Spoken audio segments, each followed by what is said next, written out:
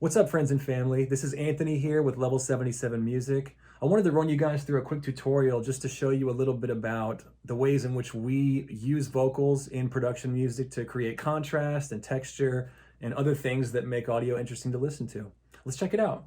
Okay, guys, let's dig in. We have this really cool track that was composed by Jonathan Still. He did all the instrumentation. It was performed by a guy named Shim Moore who lives in Australia. Really cool dude, really great performance. Very traditional rock style.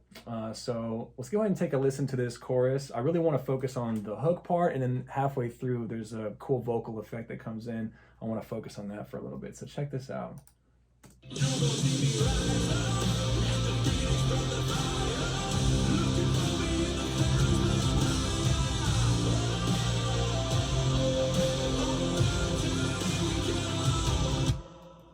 Okay, so that was a really cool part, sung well, but on the whoa part, the goal was to try to make it sound a little bit different, right? Because that whoa effect, you hear it a lot in modern music.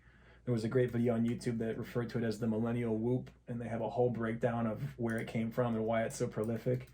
But we use this all the time in production music and in mainstream pop music too, because it just sounds cool. It gives people something they can chant and you know, kind of follow along with. So in this case, the main vocal part, I'm gonna play it by itself so you guys can hear exactly what I'm working with.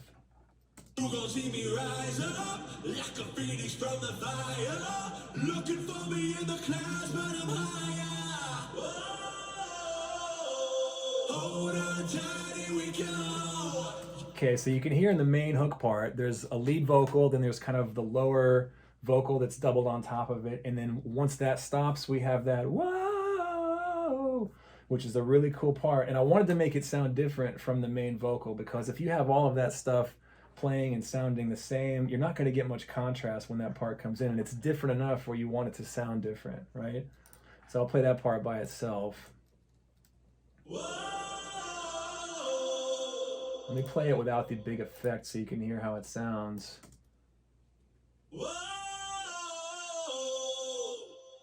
So that's pretty dry. There's a little bit of a delay or an echo on there, which we always kind of keep just to have something fun happening there. But the real foundation of what makes that cool sounding is this reverb effect, which I'm going to show you here.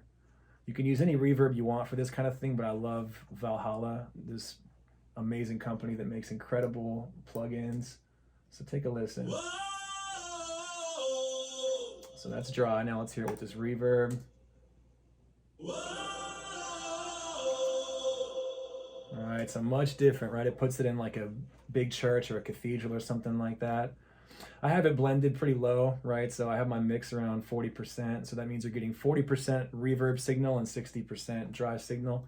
This function right here, pre-delay, is like the secret to life when you're talking about reverb, okay? So this basically puts some space in between when the vocal is sung and when the reverb turns on. And by doing that, you can create really cool depth and texture, which is interesting. That's like part of what makes stuff like this interesting to listen to, okay?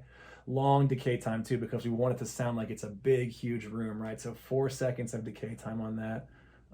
And that gives us a really cool sound that contrasts well with the lead vocal that is still reverberant, but not quite the same way. It's in a different room, it's in a different environment. And that difference between those two spaces is what makes this sort of thing interesting. So take a listen again with this whoa by itself. Okay, now let's hear it in context with the rest of the vocals from that hook. You gon' see me rise up like a phoenix from the fire, looking for me in the clouds, but I'm higher.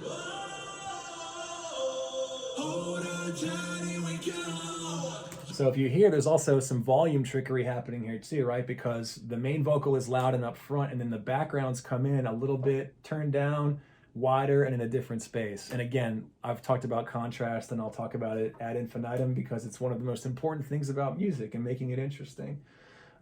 So that's a really cool way to just instantly add dynamics and texture and contrast into a vocal part in the context of a rock song like this, or in any other song really.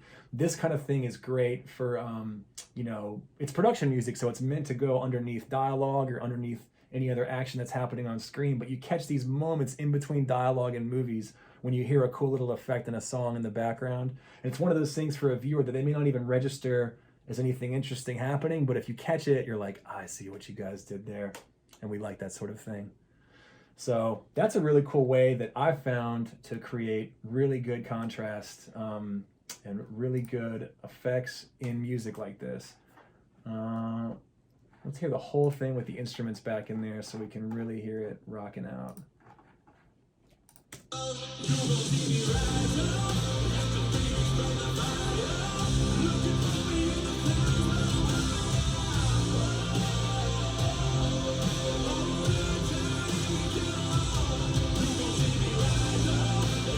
Yeah, very cool.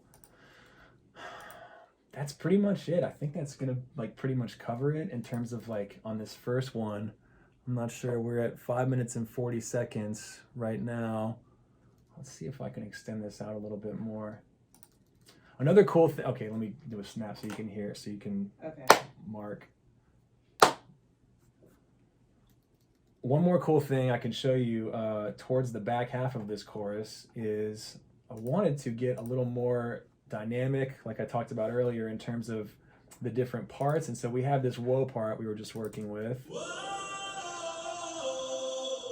So when I got the original recordings, that was the part that was recorded in there. And for the second run through, I wanted to add a little harmony to it.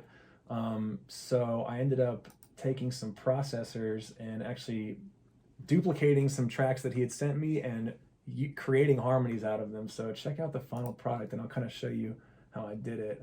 Take a listen. That's pretty cool. So, and that harmony wasn't there originally, so I just made it. So I'm going to show you real quick how you do something like that. You can use any kind of pitch shifter that you want for this. I'm in Pro Tools, so I like Little Alter Boy because you can audio suite, which means you can just print the effects you're looking for right on the track. Very handy. So I'm going to take these two vocals right here, 1 and 2. So I'm going to duplicate both of these, okay? And I'm going to preview what I want to do to these vocals in this plugin right here. So I want to move these up. I think in the original I did it by a third.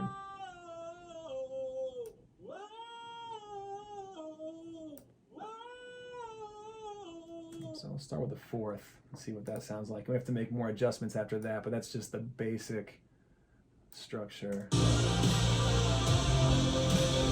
That's pretty cool.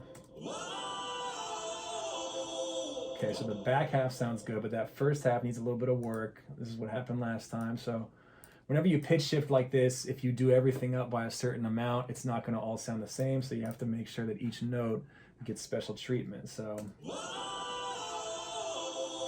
the back half of that sounds pretty good, but on the front half, we need to raise that by 1 more pitch, I believe. Yeah, now we're talking. All right, so now we have a really cool sound that's going to fit right in with our previous part. Let's see what that sounds like.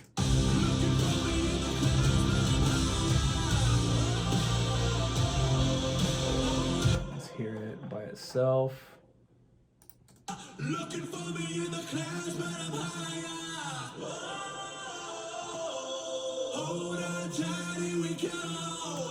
That's pretty cool because that lets us create things that weren't there in the first place, right? We can make harmonies and make parts bigger, more epic, more triumphant, and that's the goal, right? Well, guys, that will do it for this tutorial. Thank you so much for watching and listening. You can check out this and all of our other material at level77music.com. The link will be below. This kind of song and a lot of the others on the Swagger Rock album would be great for anything involving sports or high-intensity action sort of stuff. Please like, subscribe, comment, help us work the algorithm, and we will see you next time.